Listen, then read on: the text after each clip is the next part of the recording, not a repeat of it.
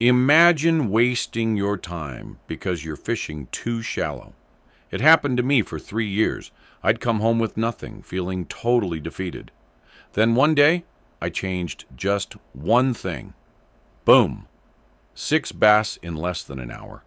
I'm going to tell you why depth is so important and how it can change your fishing game.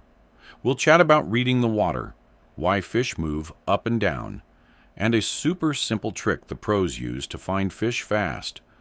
Plus, stick around for a bonus tip that even experienced people often miss. Let's jump in. Here's a secret. Fish aren't scattered all over the place. They hang out at certain depths because of the water's temperature, how much oxygen there is, and where their food is. There's an area that is like an invisible layer where fish like to be. Too high? Too warm? Not enough air? Too low? Too cold? But spot on that perfect layer? Party time. So how do you find it? If you own a fish finder, look for a blurry line in the middle. That's it. Don't have one?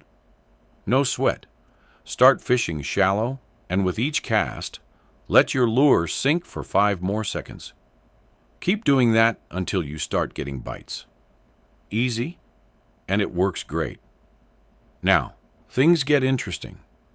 That depth changes during the day. Early morning, fish go shallow. The water's cool, the bait fish are near the top, and bigger fish, such as bass and trout, are hunting. So use lures that stay on the surface or dive just a little. Midday, especially in summer, the sun heats up the water, and fish go deep. They might go 10, 15, or even 25 feet down, depending on the lake. I've seen people beating the shallow water at noon, wondering why they're not getting any bites, as I'm pulling fish from 18 feet out.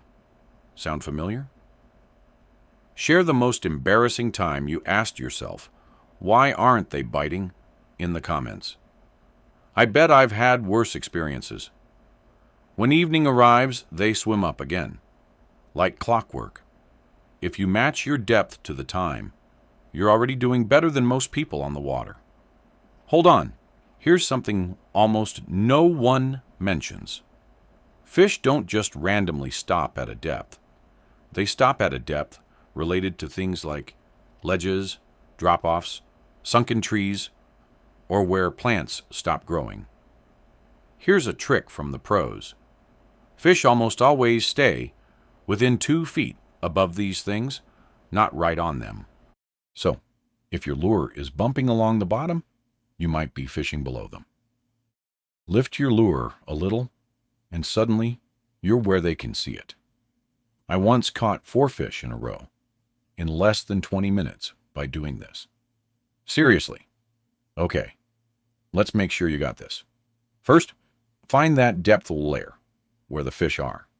Second, match your depth to the time because they move up and down all day.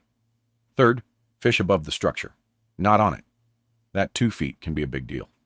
Bonus tip, when unsure, go deeper. People often fish too shallow.